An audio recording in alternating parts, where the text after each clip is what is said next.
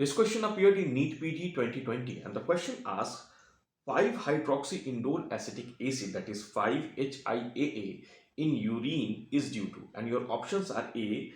Pheochromocytoma, B. Carcinoid syndrome, C. Phenyl Ketonuria, and D. Alkaptonuria.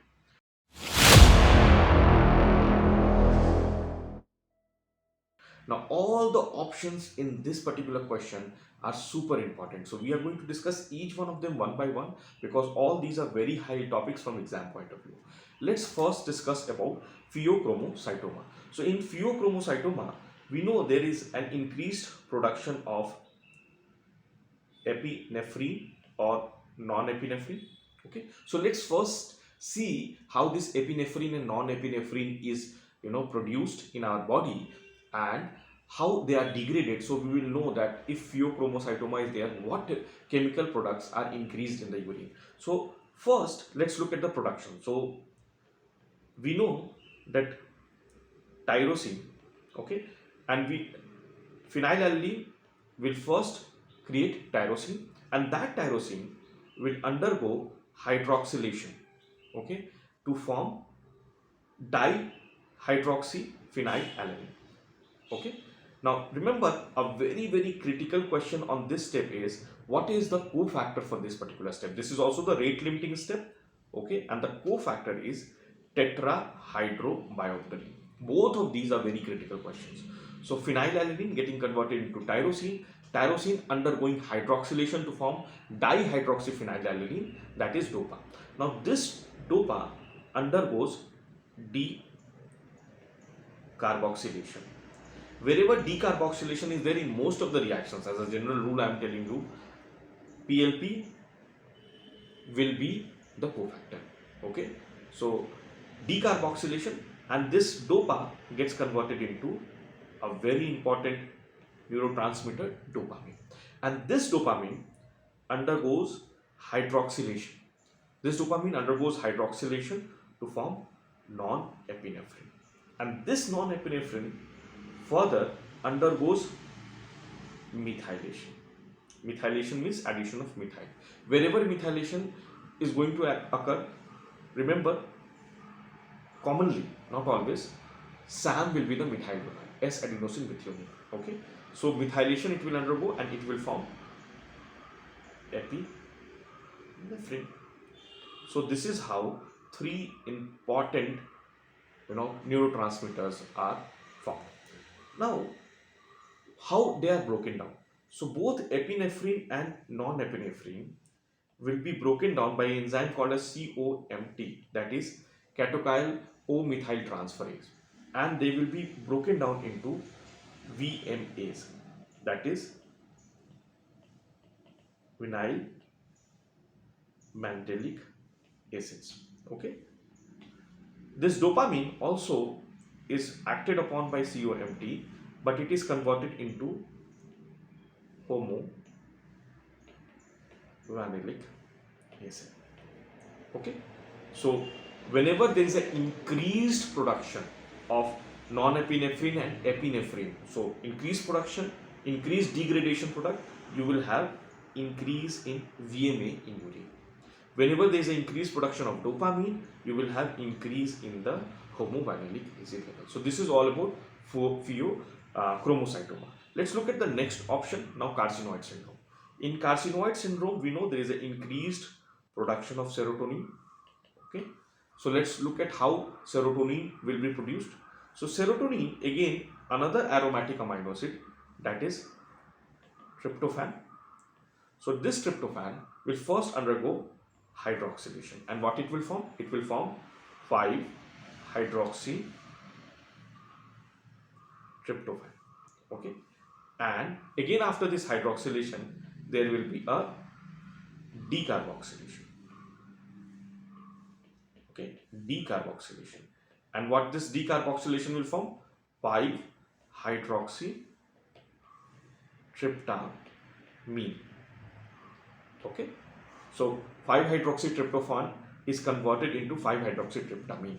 Now this 5-hydroxytryptamine is what we call as serotonin, another very important MCQ has been asked in the examination. Okay, so this is how the serotonin is produced in our body. Now let's see how they are going to be degraded. So for degradation, what we will have is oxidation. So monoamine oxidase will be the enzyme, and what it will produce? It will produce 5-hydroxyindole acetic acid. Okay, so I have talked to you about production of serotonin and destruction of serotonin or degradation of serotonin in our body. So whenever there is an increased production of serotonin, as you see in Carcinoid syndrome, there will be increased in the 5-hydroxyindole acetic acid. Okay, so this was all about Carcinoid syndrome. So I am taking only the salient and the most important points. Let's look at Phenyl Ketonuria. So what happens in Phenyl Ketonuria?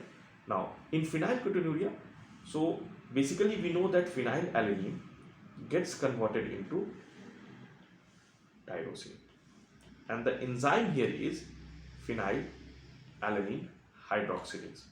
Okay, phenylalanine hydroxylase. If this enzyme is deficient, then you will have classical phenylketonuria. There is a very important cofactor here. Okay, and if the enzyme for that, so dihydroxyapatite reductase, if that is deficient, we will have atypical or aclassical phenylketonuria. But ultimately it is this step which is inhibited in, or which is not functional in, your phenylketonuria. So what will happen to all this phenylalanine? This phenylalanine, okay, this phenylalanine will be acted upon, and this will be converted into ketones, that is phenyl pyruvate and phenyl acetate. Okay, so this is what is increased in your phenylketonuria. Okay, so this is about phenylketonuria. I am not going to tell. One very important question is, normally tyrosine is considered to be a non-essential amino acid because it can be manufactured from phenylalanine. But in phenylketonuria, tyrosine becomes an essential amino acid. Now let's learn about Alkaptonuria. Now Alkaptonuria is a disorder of breakdown or degradation of your phenylalanine and tyrosine. So let's look at this degradation pathway, and then we will see some of the very important biochemical defects and the diseases associated with it. So first, we know that phenylalanine will undergo hydroxylation to form tyrosine. This tyrosine will undergo transamination to form hydroxyphenyl pyruvate. This hydroxyphenyl pyruvate will undergo hydroxylation to form homogentisate. This homogentisate will be further converted into methyl acetate, which will get converted into fumarate acetate, and this will further break down into fumarate and acetate. So this is the entire breakdown pathway. Now when we talk about Alkaptonuria, this step where homogentisate is converted into methyl acetoacetate, there is oxidase, homogentisate oxidase. This enzyme is absent. So this homogentisate is not being able to convert into methyl acetoacetate. So what happens to this homogentisate? So this will be converted into benzoquinone acetate, and this will get deposited as Alkapton bodies in joints, in skin, sclera. Okay, so this is your defect in your Alkaptonuria. There are some other diseases also which are very, very important. For example, this enzyme when it is this step, when it is inverted, you will have type 1 tyrosinemia. This step, if it is inhibited, you will have type 2 tyrosinemia, and this step, if it is inhibited, you will have type 3 or neonatal tyrosinemia. We will talk about all these in a different lecture, but here our topic of discussion is this particular step where homogenticid is not being able to convert into metyl acetoacetate, where the enzyme is homogenticid oxidase, which is absent. So this homogenticid gets converted to benzoquinone acetate, and which gets deposited as alkapton bodies in your joints, in your sclera, in your skin. Okay, so this is Alkaptonuria, right? So all the diseases we have discussed, now it is very easy to answer. We have seen in Pheochromocytoma, we will have VMAs which will be increased, vinyl-mandelic acids which will increase. In Carcinoid Syndrome, we have seen the degradation of serotonin in 5-hydroxyindole acetic acid. Okay, so this is the correct answer.